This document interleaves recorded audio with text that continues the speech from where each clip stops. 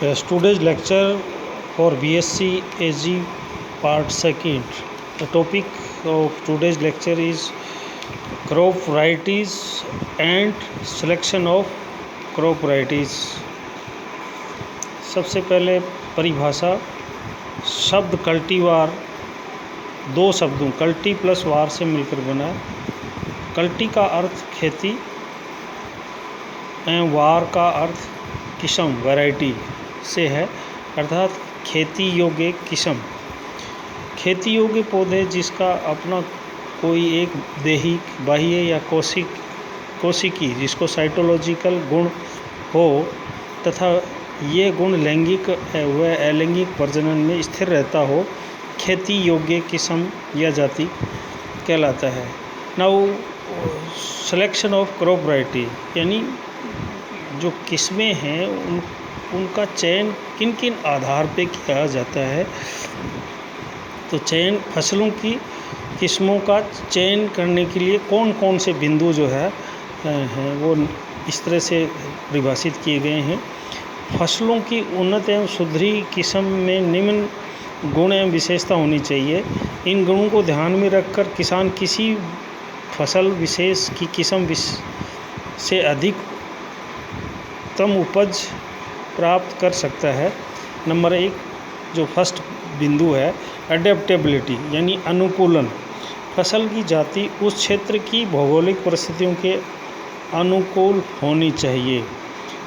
कि इसको ऐसे हम समझ सकते हैं कि जैसे मरुस्थल में हम धान की फसल का सिलेक्शन नहीं कर सकते, वैसे ही क्योंकि वहाँ की क्लाइमेट के उन एडेप्टेबिलिटी नहीं होती, अनुकूलन नहीं होता उसके लिए।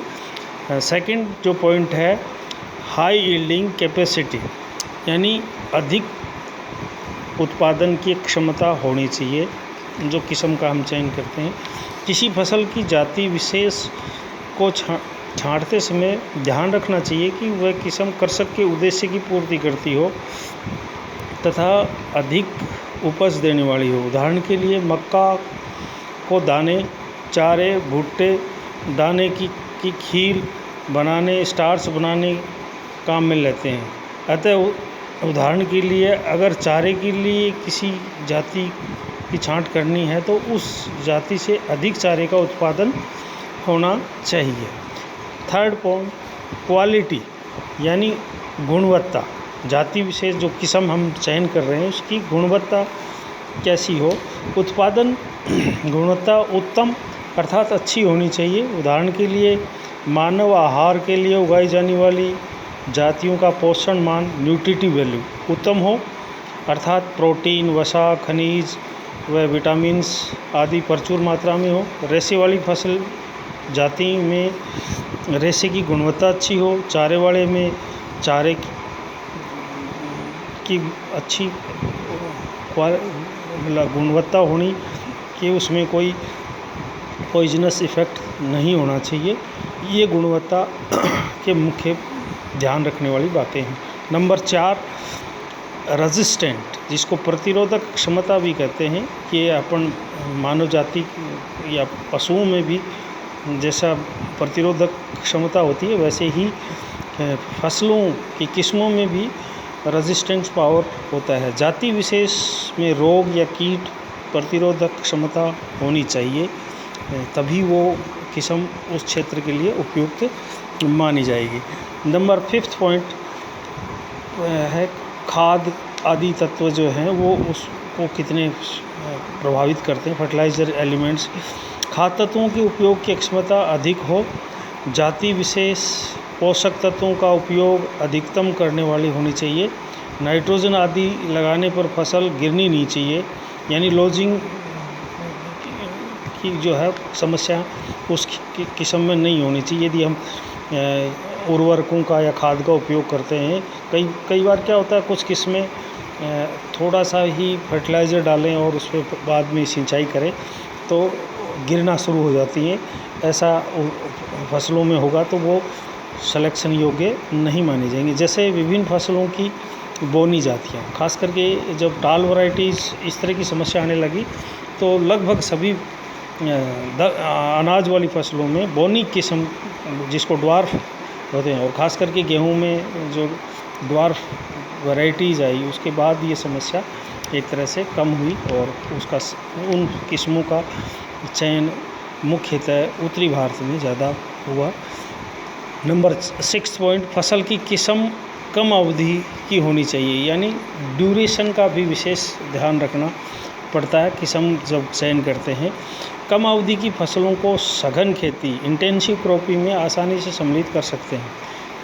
इंटेंसिव खेती में होता है कि हम एक ही भूमि को 2, 3 या उससे अधिक बार जुताई करते हैं, जिससे उस मतलब भूमि हमारे पास कम होते हुए भी हम उसको 2-3 बार जुताई करके इंटेंसिटी बढ़ा सकते हैं, और इस प्रकार प्रति इकाई क्षेत्र से प्रति वर्ष औसत उपज अधिक प्राप्त कर सकते हैं। नंबर 7 सघन फसल चक्र में आसानी से अपनाई जानी चाहिए। मतलब जब शॉर्ट ड्यूरेशन या कम अवधि की किस्म होगी तो उसको आसानी से हम फसल चक्र में ले सकते हैं और वो किसान के लिए सूटेबल रहेगी। नंबर 8 पॉइंट, प्रतिकूल परिस्थितियों के अनुकूल हो, यानी एडवर्स क्लाइमेटिक कंडीशन में भी वो किस्म मतलब एक तरह से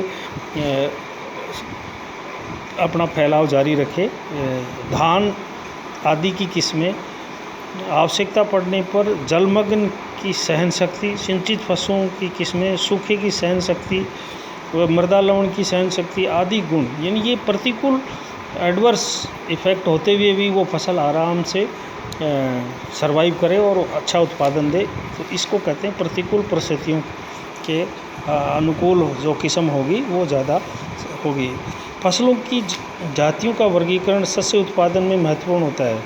फसल चक्र, पानी, मृदा, जलवायु, रोग तथा कीटों आदि की समस्या को ध्यान में रखकर फसल की जाति विशेष का चुनाव करके अधिक पैदावार ली जा सकती है। और विशेष बातों के आधार पर फसल जाति का वर्गीकरण इस प्रकार है, जैसे संकर जो वीगर है वो इसमें 2 तरह से होता है, एक तो हाइब्रिड वैरायटीज़, एक नॉन हाइब्रिड, जो जिसको देसी कहते हैं, तो ये कहलाता है वीगर।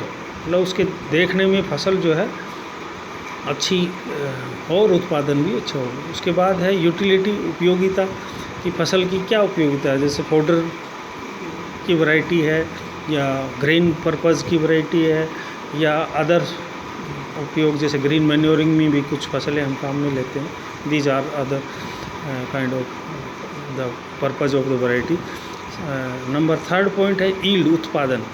इसमें 3 तरह की हैं, जैसे अधिक उपज देने वाली किस्में जिसको हाई यील्डिंग वैरायटीज़ कहते हैं, ड्वार्फ जो वैरायटीज़ हैं these are high yielding variety.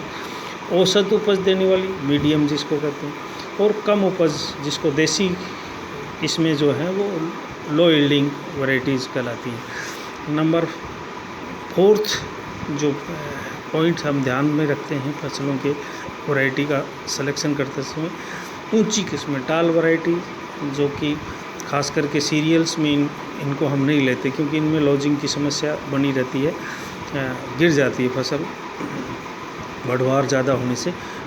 अर्ध बोनी किस्में जिसको मीडियम, ड्वार्फ, और 3rd वन बोनी किस्में, ड्वार्फ वैरायटी जो ज़्यादा आजकल प्रचलित है।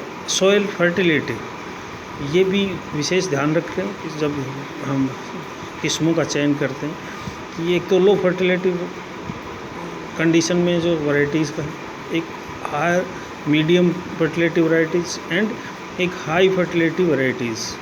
जो फर्टिलिटी स्टेटस और उर्वरा शक्ति होती है ज़मीन में, यदि उसमें हम उसी हिसाब से हमारी किस्मों का चयन करना चाहिए। नंबर 3 नेक्स्ट पॉइंट, डिजीज़, रोग अवरोधी किस्म, डिजीज़ रेजिस्टेंट वैरायटी है। तो इसमें 3 तरह की होती है, disease resistance, susceptible and tolerant. तो एक तो होता है कि हम उस वैरायटी में रेजिस्टेंस होता है कि आप किसी भी कंडीशन में हम बो देंगे तो वो किस्म वहाँ रजिस्ट कर जाएगी। दूसरी ससेप्टिबल है कि आप उस किस्म को बोओगे तो वहाँ यदि डिजीज़ नहीं है तो भी वो उसको ससेप्टिबल यानी उसको प्रभावित करती है फसल को, किस्म को। और एक होती है टॉलरेंट की किस्म में ये सहन शक्ति होती है कि वो उस डिजीज़ या इंसेक्ट या पेस्ट को टॉलरेट करते हुए उत्पादन देती है। नंबर नेक्स्ट है ड्यूरेशन, अवधि।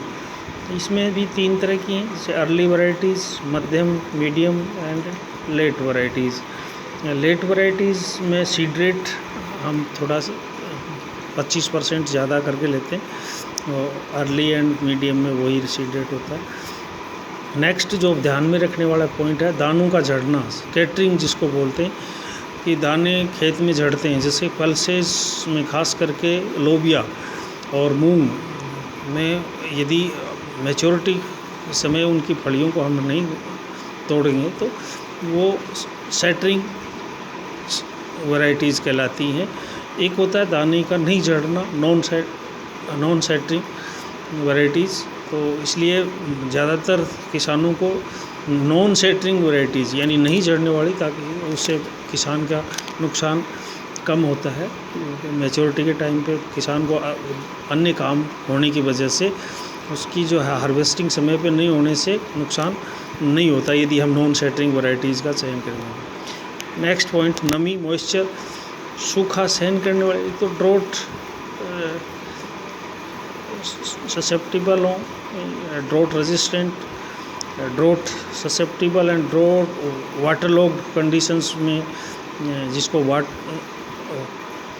जलमग्न अवरोधी किस्में भी कहते हैं। खास करके पेडी में लगभग सभी वैरायटीज़ वाटरलॉग्ड रेजिस्टेंट होती हैं। Drought susceptible, in case of bajra most of varieties are drought susceptible, मतलब उसको प्रभावित करती हैं सूखा। एक ड्रोट रेजिस्टेंट्स, कुछ वैरायटी खासकर मरुस्थल में जो फसलें ली जाती हैं उनमें ड्रोट रेजिस्टेंट वैरायटीज होती हैं जो शुष्कता के प्रभाव को प्रतिरोध करते हुए फसल चक्र अपना पूरा करती हैं। नेक्स्ट लास्ट पॉइंट वृद्धि एंड फैलाव, ग्रोथ एंड स्प्रेडिंग। ये खास करके हम ग्राउंडनट के केस में समझ सकते हैं कि स्प्रेडिंग वैरायटी, फैलने वाली, बंच वैरायटीज़, गुच्छेदार जिनको कहते हैं, क्विक ग्रोइंग, शीघ्र पकने वाली, जैसे मूंग में कुछ है Pusa Baisakhi, these are quick growing and short duration, 60 days में तैयार हो जाती हैं। धीरे धीरे slow growing varieties in case of sugar के। तो ये कुछ बातें हैं या पॉइंट्स हैं जिनको ध्यान में रखते हुए विभिन्न परिस्थितियों के अनुसार उस फसल की उपयुक्त किस्म का चयन कर सकते हैं। नेक्स्ट अपनी अगली क्लास में डिस्कस करना। Thank you.